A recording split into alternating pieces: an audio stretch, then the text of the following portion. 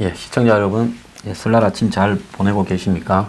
예, 어제 이어 오늘도 이 한국당의 오선 의원 심재철 의원님 모셨습니다. 심재철 의원님은 지금 당권 후보 도전 중이십니다. 예. 네, 안녕하십니까. 예. 자, 의원님 지금 한국당의 이 돌아가는 양상을 보면 문재인 정권은 여러 가지로 노무현 정권처럼 이렇게 지금 국민들에게 우려를 많이 낳고 있고, 그래서 머지않아 스스로 무너질 것이다. 그래서 이제 한국당의 당권만 잡고 대권에만 접근만 해 있으면 다음에 그 대선은 저절로 찾아올 수 있다. 이런 견해가 상당히 지배하면서 또 그런 논리에 따르는 그 보수 대단결, 무슨 대통합, 될 만한 사람 밀어주자, 이런 이야기를 좀 많이 퍼뜨리고 있어요. 그래서 솔직히 뭐 이 유튜버를 방송을 하는 사람들 중에도 줄을 서서 그런 사람들도 좀 있어 좀 유감스럽게 생각을 합니다. 근데 저는 굉장히 이런 견해를 반대하는 게, 이 좌파 진영, 특히 한국 사회의 주사파 운동권으로서 이렇게 지금 사회운동을 통해서 정치에 들어온 사람들이 정치공학적 테크닉이 뛰어나기 때문에 이 사람들은 자신들이 망하는 것 같으면 문재인을 포기하고 열린우리당처럼 해체되어 나와서 중도 좌우파를 규합해서 또 전혀 새로운 사람을 앞에 세우고, 그래서 한마디로 트랜스포머로 변신을 해서 또 정권을 갖다가 찾는 이런 방식으로 갈 가능성이 매우 높다고 봅니다. 저는 의원님은 어떻게 생각하십니까? 예, 저도 뭐 동의합니다. 지금 예. 뭐 저 역시도 지금 예전에 학생운동을 했기 때문에 예. 그 행태가 어떨 것이라는 것은 예. 대충 뭐 짐작은 하고 있고요. 예. 그래서 말씀하신 대로 사정이 간단치가 않다. 예. 문재인 대통령, 문재인 정권의 지지도가 낮아진다고 해서 정권이 저절로 오는 것은 결코 아닌데, 예. 정권이라는 것은 그야말로 쟁취, 예. 싸워서 얻는 것인데도 굉장히 안이하게 생각하는 것이 아닌가라는 점에서 참 저도 걱정이 많습니다. 그런 어떤 정서애가 보편적으로 당내 보수 지지자, 당원들에게 미치면서 서로 비판하거나 이럴 것 없이 될 만한 사람, 인지도 높은 사람, 그런 사람을 밀어주면 결국 그 사람이 그 힘을 가지고 쭉 밀고 가서 쉽게 당선될 수 있다. 이런 착각들을 보수 지지자 내부에서도 여러 사람들이 하는 것 같아요. 많은 사람들이요. 그러니까 지금 뭐 여론조사에서 인지도로 여론조사를 해서 황교안이 뭐 이낙연 총리를 이겼다. 뭐 이런 식으로 해서 이제 대세론이다. 이렇게 하는 부분에 제가 반기문 전 사무총장, 어떻게 보면 한국이나 세계적으로 뱃을 중에는 가장 출세한 분도 최고의 공항에서 내려서 공항 철도 타는데 집요한 한마디로 공격에 의해서 바로 그냥 무너지기 시작을 했거든요. 네. 예. 그래서 의원님은 지금 한국당의 앞으로 대선 후보가 될 사람이 가져야 될 소양이 좀 어떤 거라고 보십니까? 무엇보다도 지금 투쟁력이라고 저는 생각을 합니다. 예. 황교안 전 총리 같은 경우는 세상을 싸워본 경험이 없습니다. 투쟁 경험이 없기 때문에 과연 한국당을 문재인 정권에 맞서서 제대로 싸울 수 있도록 가동을 시킬 수 있을 것이냐. 예. 저는 그렇지 않다고 봅니다. 물론 그분이 이 통진당을 해산시키는데 자기가 관여해서 그 정도 그게 내 업적이다라고도 말씀을 하고 계시지만은 국가 공무원은 검찰 권력을 가지고서 일을 했던 것과 실제 정치판에서 우리 당을 움직이고 이제 국가 권력과 직접 맞붙는 것과는 천양지차입니다. 전혀 성격이 다른 것인데 과연 그 부분에서 한평생 공무원만 하시면서 얌전하게 살았던 분이 어떻게 싸울 수 있을 것인지, 그래서 말씀하신 대로 이 유엔 사무총장님 그분이 겪었던 그 좌절이 또다시 반복이 되는 게 아니냐라는 그런 걱정도 사실상 분명히 지금 존재하고 있습니다.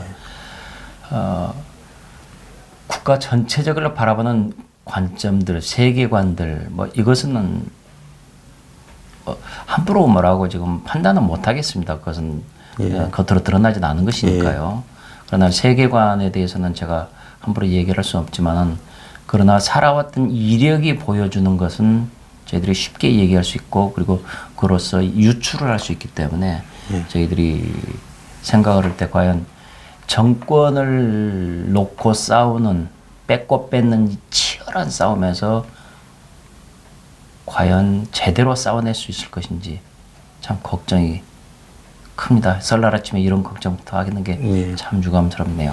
제가 정말로 이해가 안 돼 그런 것은 1차 미북 회담이 작년에 있을 때 싱가포르에서 그 날짜를 6월 10일로 잡았습니다. 그렇습니다. 그럼 6월 13일 날 이제 지방선거와 또 이 보궐선거가 11개인가 있었죠. 네. 그랬는데 그 전날 이 김정은 트럼프가 만난다면 네.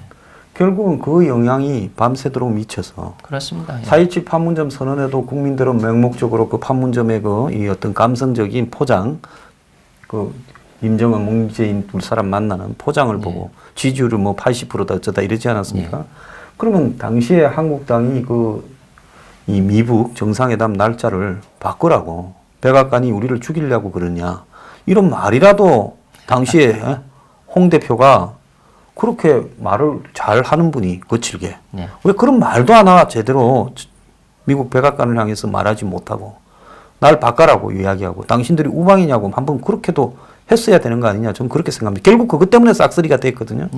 선거 전날 정상회담이 있었던 것도 결국은 이 문재인 대통령과 트럼프 정권과의 뭔가의 교감 아래 날짜가 잡혀진 것이다. 그리고 그렇게 날짜를 잡은 것은 문재인 대통령과 김정은 간에도 교감이 있었을 가능성이 있다. 그래서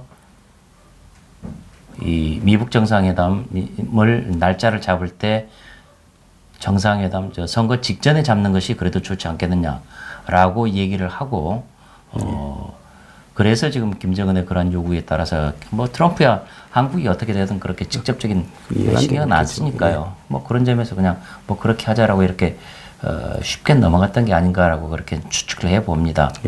이번에 2차 미북 정상회담도 2월 말이라고 하는데 이번 정상회담에 지금 한국당의 전당대회가 지금 2월 27일입니다.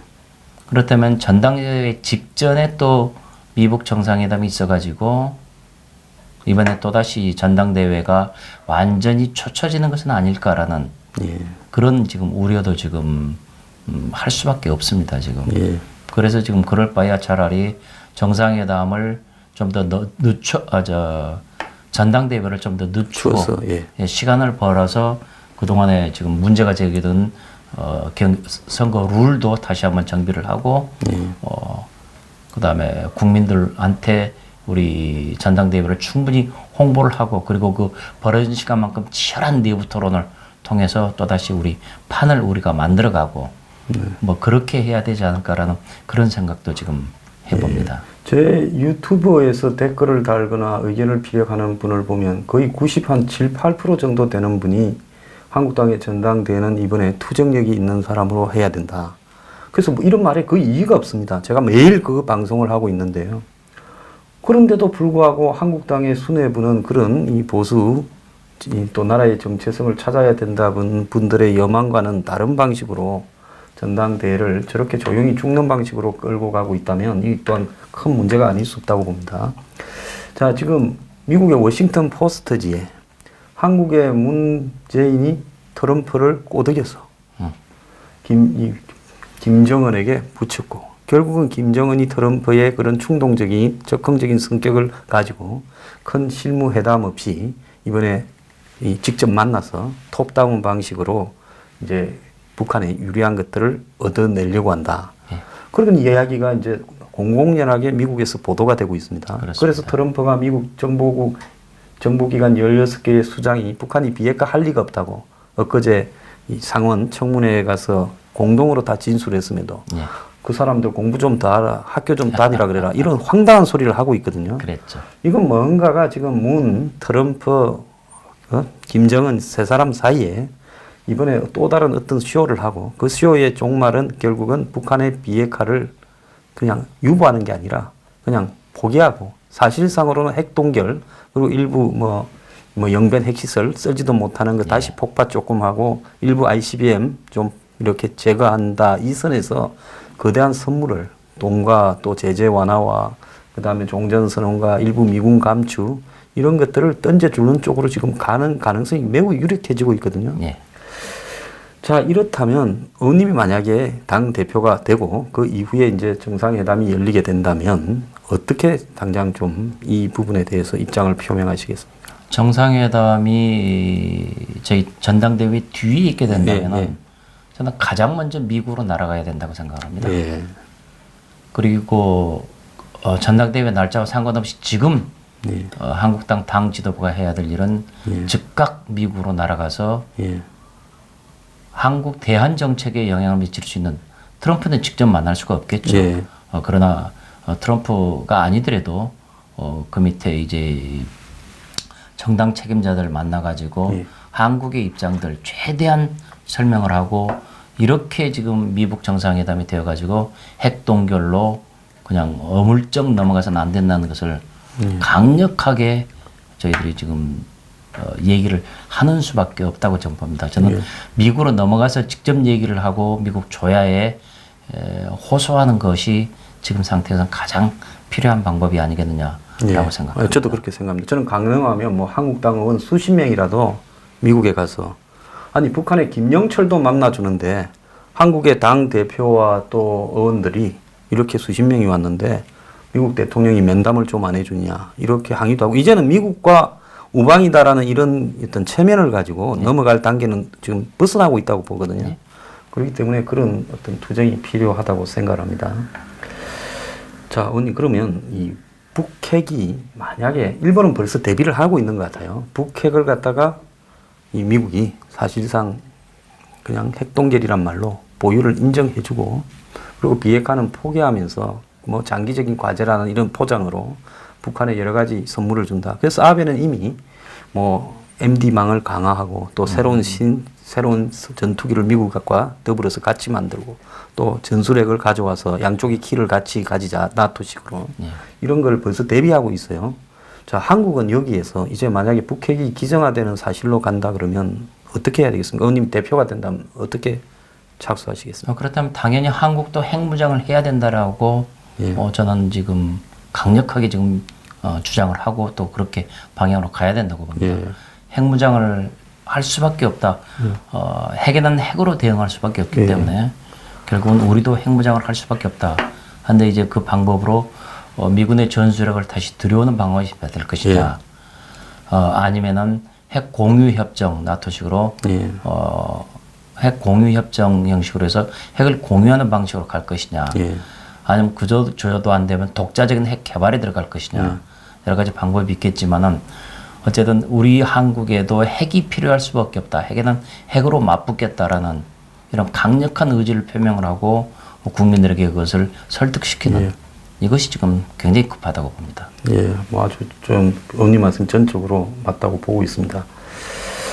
자, 의원님 문 정권이 거의 민주주의를 파괴하고 있다고 저는 보고 있습니다. 겉으로는 촛불 민주 정신을 들고 집권하고 이것이 나라야 했는데 자기들이 지금 정권을 끌고 가는 것을 보면 상권 분립을 파괴하고 더 나아가서 민주주의의 기본적인 인권도 이렇게 파괴하고 또 이 민간인 사찰도 하고 이러면서 전방위로 이 대한민국이 해방 이후에 지금 70년 이상을 이룩해온 이 민주주의를 순식간에 파괴하는 한마디로 교묘한 독재로 가고 있다 이렇게 보고 있습니다. 거기에다가 이 정권이 이제 대통령 첫건 무슨 손혜원부터 그 딸과 사이부터 시작해서 김태우 수사관의 그 폭로 내용들 이런 것들을 보면 또 정권의 괴벨스 역할을 하는 이 손석희의 저런 행동들 그래서 지금 대부분의 최근에 폭로되는 이슈들이 청와대 발 또는 대통령 첫건 가족에서 지금 나오고 있거든요. 자, 그렇다면 이 김경수 문제도 또한 대통령이 사실 부부가 핵심이고요. 그렇다면 이 문제를 지금 저지하지 못하고 또 안보는 무너지면서 친북화되어 가고 이러면 민주주의 파괴와 친북화 또 경제 붕괴 등이 동시에 진행되는 양상인데 나라가 지금 1년 반, 2년도 안 돼서 이렇게 순식간에 망할 수 있다는 걸 저도 깜짝 놀라고 있습니다. 이 부분에 대해서 지금 의원님 대표 되시면 한국당을 어떻게 지금 문정권에 대한 투쟁을 포지션을 잡으시겠습니까? 말씀하신 대로 국가가 통째로 무너져 내리고 있는 이런 형국인데 그 점에 대해서 지금 맞서 싸운다면은 지금 남아있는 세력은 지금 자유한국당밖에 없고 그런 점에서 제가 대표가 된다면은 전선을 전면적으로 재정비하는 수밖에 없겠죠. 그래서 우선 1차적으로 우리 자유한국당 의원들부터 왜 지금 상황이 싸우지 않으면 안 되는 상황인지 먼저 인식을 하고 각성을 시켜야 되겠죠.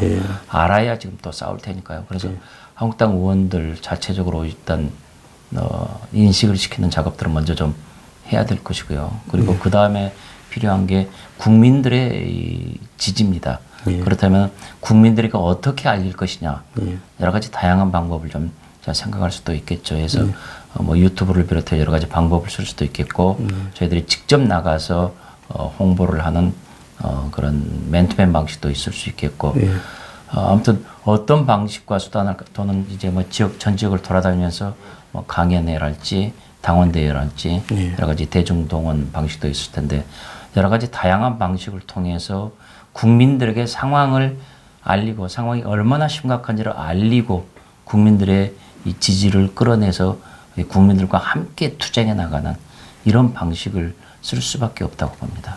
예, 그 지난 한 1년 한 7, 8개월의 과정을 보면요. 지난번에 그 예산, 작년에 예산안 통과 같은 경우에 한국당이 주장하는 많은 이슈들을 예산안 연계를 해서 그거 비판을 하든지 말든지 그 해가 바뀌어서 무슨 차수 변경을 하더라도 끝까지 밀어붙여서 순간에 비판을 받더라도 관철시킨 건 관철시키고 또 그 예산에서 문제가 있는 남북 협력 뭐 교류 기금이라든지 지금 아무것도 하지 않는 국정원이 1조 2, 3천억을 쓰고 있습니다. 그럼 이런 부분에 대해서도 이걸 해부를 한다든지 몇 가지를 내어 걸고 순순히 통과되지 않는다라는 것을 보여주면서 반대급부로 또 많은 것을 얻어내는 투쟁의 과정이 필요했는데 그냥 통과시키고 그냥 말았습니다.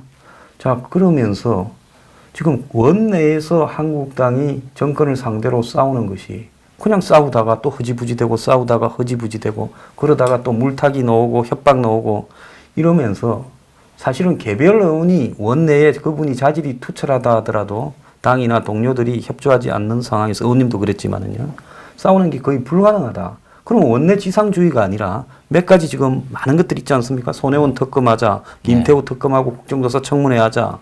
그래서 이런 걸 다 내걸고 또 그 대통령 아들 사이가 저렇게 된 부분 또 문준용이 특혜를 받았고 또 대통령이 지금 김경수와에 대해서 보고받았냐 몸통이냐 아니냐 이런 걸 내걸고 이걸 갖다가 만약에 청와대가 받지 않는다면 우리는 국회를 보이콧하겠다 해서 국회에서 뭐 합니까? 저쪽 페이스대로 끌려가는 국회를 그러면 의원님들이 세비 좀 이렇게 에스크로 공탁 끌어놨고 그러면서 장외 투쟁으로 좀 가서 정권이 지지리도록 한 6개월 정도 하면 싸우는 이런 부분도 필요하지 않겠습니까? 네, 말씀하신 대로 그 강력한 투쟁 방법들 저희들이 동원할 수 있는 것은 모든 것을 다 동원을 해야 된다고 생각을 합니다. 그런 강력한 투쟁 방법에다가 의원직 사퇴까지 뭐 이제 걸고 하는 그런 초강경 투쟁들을 저희들이 마다하지 않는 그런 결기가 지금 필요한 시점입니다. 예. 그래서 상대가 굉장히 저열한 과거에 이 운동권을 하면서 잘못 배운 또 사회운동을 하면서 남의 약점을 잡고 또 뒤를 치고 이런 그리고 대중을 갖다가 이 아주 어설픈 감성으로 선동하면서 민주주의가 아주 나쁜 방향으로 교묘하게 망할 수 있는 행동들을 다 하는 사람들이기 때문에 그런 사람들을 상대로 그냥 규칙을 지키면서 링에 올라가서 정상대로 싸우겠다. 툭 하면 반칙을 하고 이 급소를 강타하고 이러는데 심판도 그쪽 편을 들고. 근데 거기에서 국회에서 한다고 해서 이 문제를 저지할 수 있겠는가? 근데 한 1년쯤 안에 저지를 하지 못하면 경제고 안보고 국가기강이고 다 무너질 것 같거든요. 예. 말씀하신 대로 지금 저도 그런 점에서 지금 안보, 경제, 우리 사회 모든 게 지금 총체적으로 무너져 내리는 붕괴하는 그런 과정이 있고 그것이 지금 그렇게 많이 시간이 오래 걸리진 않을 거라고 보고 있습니다. 그 대표적으로 지금 경제 하나만 보더라도 불과 1년, 2년밖에 안 됐는데도 지금 예. 이렇게 지금 뭐 망가졌는데 2.7% 작년에 성장했다는데 반도체 빼면은 1%도 안 되는 국가가 풀은 또 뭐 54조 예산이나 이런 거 다 빼고 나면 제로 프로 대성장이라고 그렇습니다. 봅니다. 예. 그런 상황이 됐을 텐데 바로 이제 이런 상황들을 저희들이 대한민국의 존속을 위해서라도 싸워 나갈 수밖에 없는. 근데 좀 제대로 좀 싸웠으면 좋겠는데 참 말씀하신 대로 그런 부분이 굉장히 걱정입니다. 나라 자체가 지금 이렇게 파멸돼가는 붕괴돼가는 그런 선상에 있는데 도대체 자유한국당에서는 도대체 어떻게 인식을 하고 지금 이렇게 지금 대응하고 있는지 참 심히 걱정이 됩니다. 의원님이 그 출마 공약에 지금 이 한국당의 이 투쟁화 이런 방향에 대해서 확고하게 좀 내어걸고 그런 부분으로 최대한 목소리를 좀 내어주셨으면 좋겠습니다. 네, 지금 그렇지 않아도 지금 제 출마 이유에 대해서 싸워야 된다. 야당은 야당다워야 된다. 야당은 투사해야 된다. 그 투쟁력 그 부분들은 매우 그 강조를 하고 있는데 그 부분들을 이제 공약의 형태로 또 어떻게 또 구체화시킬 것인지는 조금 더 고민을 좀 하겠습니다. 예, 그렇게 좀 해주시기 바랍니다. 자, 그런데 이제 싸우는 것도 중요하지만은 또 하나 신경 써야 될 부분이 사실상으로 저는 한국당이 그 전신인 또 새누리당이 상당히 수구 기득권화 되어 있다. 그래서 30, 40대 젊은 사람들 또 여성들 이런 사람들에게 그 사람들의 의식을 비판할 게 아니라 한국당이 대기업 재벌들 편을 일방적으로 들었던 측면도 많고요. 그 예를 보면 지난번에 인터넷 은행이라든지 또 원격 의료라든지 뭐 카카오 카풀 같은 이런 부분들을 문재인이 던졌을 때 한국당은 그걸 무조건 받는 듯한 모습, 그게 사실은 경제 위기를 돌파하는 규제 완화의 본질도 아니고요. 어떻게 보면 정권이 특정 대기업과 유착된 일종의 미끼일 수도 있습니다. 그래서 한국당이 광범위한 사회개혁 의제를 제시를 해서 지금 대한민국 국민들이 가장 고통을 겪는 게 의원님 지역구에도 그런 분이 많겠지만 주거 문제, 거기에서 저출산, 또 거기에서 그 결혼을 하지 않는 풍토 이런 것들이 다 엮여 있고, 그리고 지금 대학 입시나 군대를 가는 부분이나 또 더 나아가서 취업하는 부분에서 불공정이 난무하고 있습니다. 지금 입시 방법이 저렇게 복잡해서야 좀 뭐 힘 있고 돈 있고 빽 있는 사람들 자식이 그대로 계급을 재생하는 그런 구조밖에 안 되거든요. 그래서 이런 부분에 대해서 또 복지 시스템에 대한 이 파퓰리즘식이 아니라 정말로 필요한 사람을 위해서 국가가 어느 정도는 책임질 수 있는 이런 선택과 집중에 의한 복지, 또 복지 비리의 청산, 이런 부분에서 좀 킬러 콘텐츠들을 제시해서요. 적어도 이런 지금 희망이 없는 그런 또 계급 사회화 되어가는 부분에서 미래를 상실해 가고 있는 젊은 층에게 뭔가 대안을 좀 제시를 해야 되지 않겠습니까? 예, 말씀하신 대로 지금 사회 각 분야에서 수많은 문제가 터져 나오고 있는데 그 중에서 무엇을 어떻게 대응할 것이냐, 그리고 그것들을 각각 이 전략 전술적인 측면에서 그 중요성들을 어떻게 자리매김해서 그리고 무엇을 우리가 킬러 콘텐츠로 지금 잡고 싸울 것이냐, 특히나 이 청년들의 장래를 위해서, 청년들의 미래를 위해서는 어떤 정책을 가지고 무슨 방법을 쓸 것이냐, 이 부분에 대해서는 굉장히 저희들이 앞으로 더 고민을 많이 해야 됩니다. 실제 내부에서 저희들이 그런 이 전략적인 판단 그리고 전략적인 이 배분 이런 것들은 굉장히 부족했습니다. 그래서 그때 주어져 있는 이슈에 대해서만 즉자적으로 지금 반응을 하고 이랬을 따름이지, 이것을 전반적으로 어떻게 큰 틀에서 우리가 어떤 전략하에 이 방법들을 배치해서 이 방법들을 또 활용을 할 것이냐, 이런 것들에 대한 전략적인 고민들, 이런 부분들은 사실은 부족했던 게 사실입니다. 앞으로 저희들이 계속 이것을 메꾸고 더욱더 보강해 놔야 될 대목들입니다. 지금 대한민국의 이 경제에서 핵심적인 문제는 저는 뭐 소비, 생산, 투자 이런 부분이나 또 중국의 또 둔화, 경제에서 둔화, 또 미국의 지금 다시 이 긴축 모드를 이렇게 해제하는 부분, 이런 부분이 전 세계 경제가 지금 꺼져가는 부분도 있지만은 한국만의 이 문제를 해결하지 않고는 도저히 해결될 수 없는 문제도 몇 가지 있다고 봅니다. 민노총이나 한국노총으로 대변되는 이런 노조의 활동이 이건 이제 이 약자의 권익을 대변하는 차원을 넘어서서 정치 투쟁으로 가고 있고 그렇죠. 그런 정치 투쟁이 특정 정파 자신들과 맞는 친북 좌파 세력의 일정 정치권과 민주당도 마찬가지고 예. 결탁이 되어서 그래서 자기들 마음에 들지 않는 정권이 나타나거나 무슨 노조를 개혁해야 되겠다면 그 정권을 엎어버리는 거리 투쟁을 통해서요. 예. 약점을 잡아서요. 이게 이제 무한 반복될 수 있다고 봅니다. 그래서 한국당이 불뿌리였던 이 착근을 대중들과 하지 못하고 그냥 뭐 한 3, 40만 되는 핵심 이런 권리 당원들을 중심으로 돌아가게 되면 결국은 지난번에 이 거대한 무슨 이 선동에 의한 촛불 부분들에 한국당이 속수무책으로 당하는 거고 그 징조가 이미 이명박 전 대통령이 되었을 때 이명박 당선된 부분을 용납 못한다라는 게 쇠고기 그 광우병이었지 않습니까? 그리고 2002년에 그 당시에 이해창 후보를 낙선시키기 위한 것이 그 효선 미선 장갑차 사건이었지 않습니까?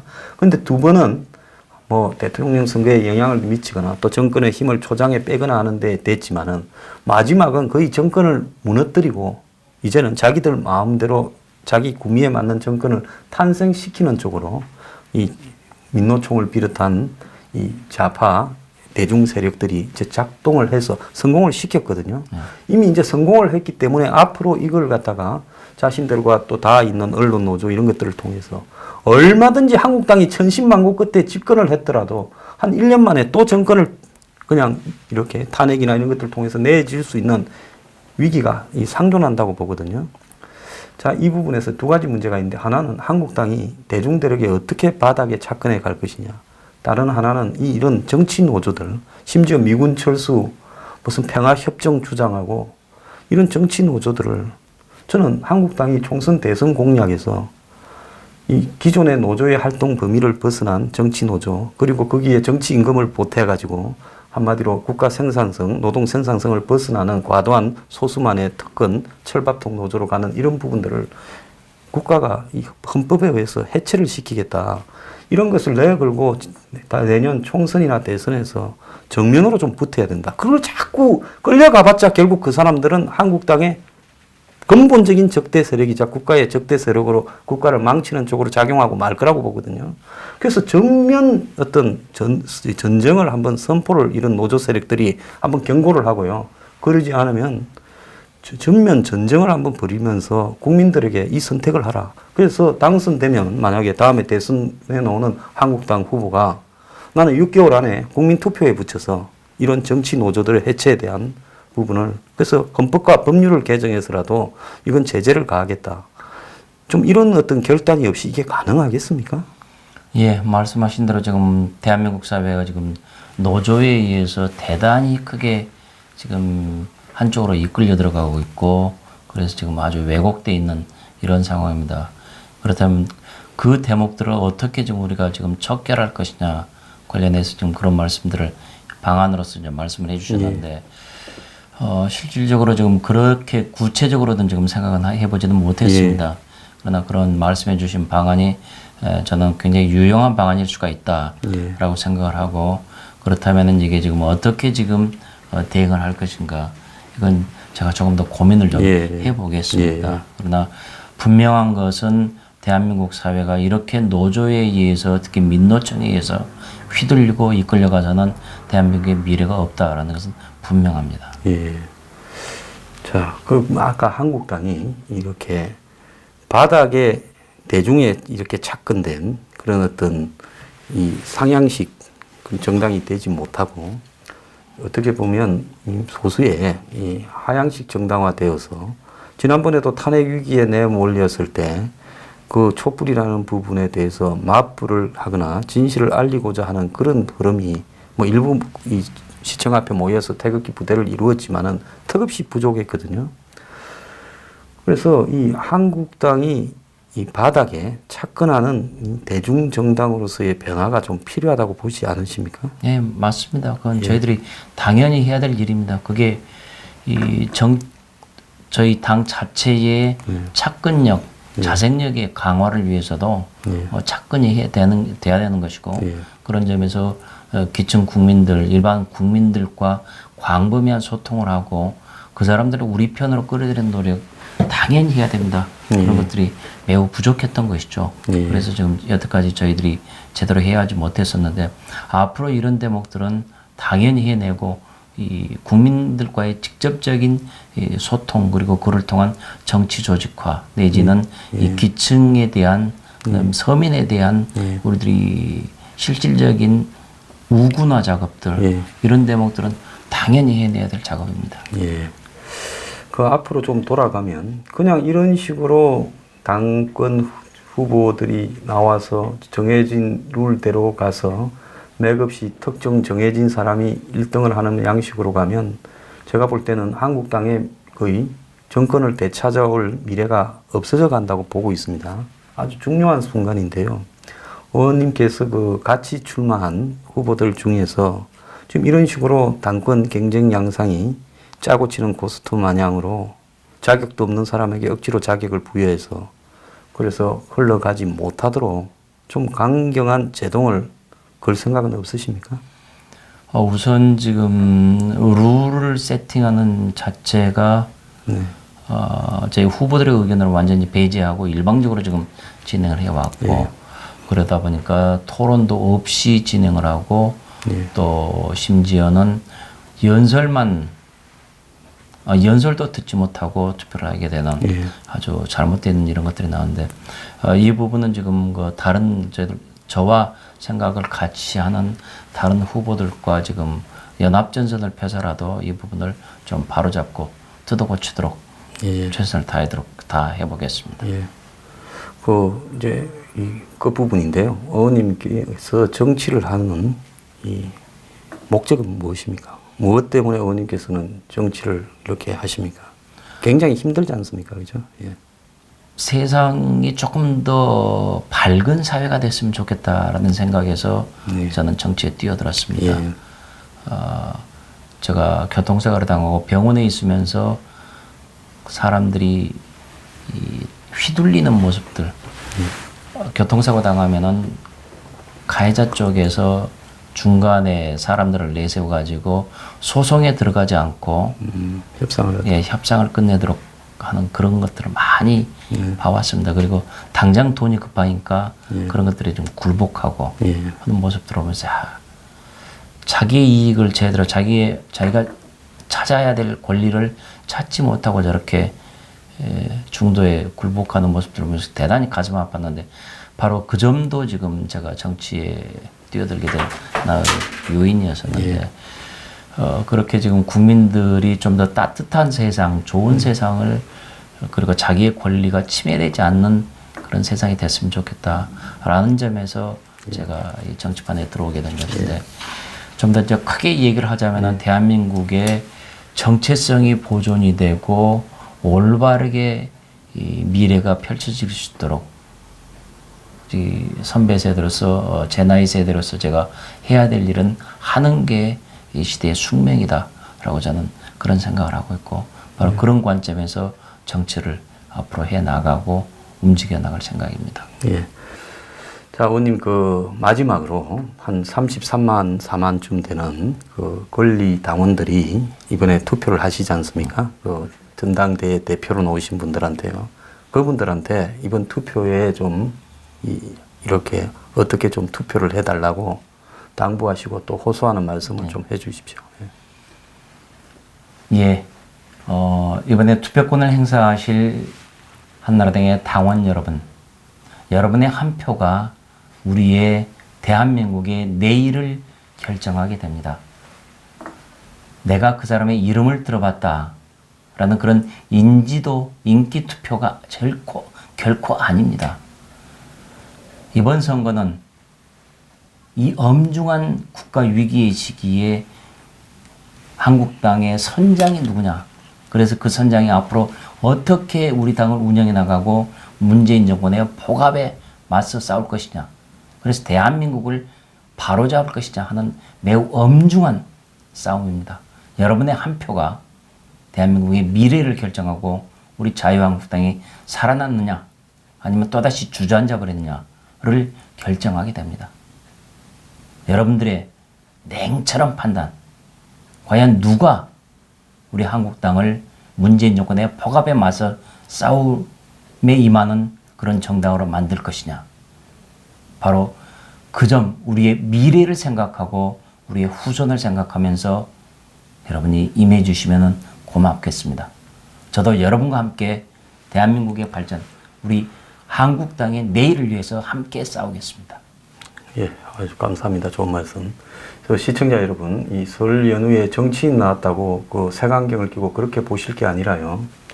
자, 지금 한국당부터 제대로 배내야 하나하나씩 이 문정권의 지금 잘못된 국가 운영에 제동을 걸고 궁극적으로 나라를 제대로 만들 수 있습니다. 그러니까 이 의원님들께서 나와서 하시는 이야기를 잘 들어보시고요. 냉소적으로 무조건 보지 마시고 비판도 또 상투적으로 하지 마시고요. 깊은 고민을 해야 됩니다. 그래서 국민은 다 자기들 수준에 맞는 정부를 가질 수밖에 없는데 어떻게 보면 우리는 문재인 정부의 수준이 현재 한국 국민의 수준일 수도 있습니다. 그러니까 지금 의원님 말씀 좀 심사숙고해 주시기 바랍니다. 명절 편안하게 보내십시오. 감사합니다.